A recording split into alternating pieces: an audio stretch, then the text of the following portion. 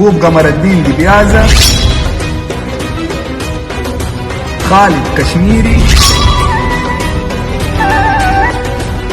خضر كرويته،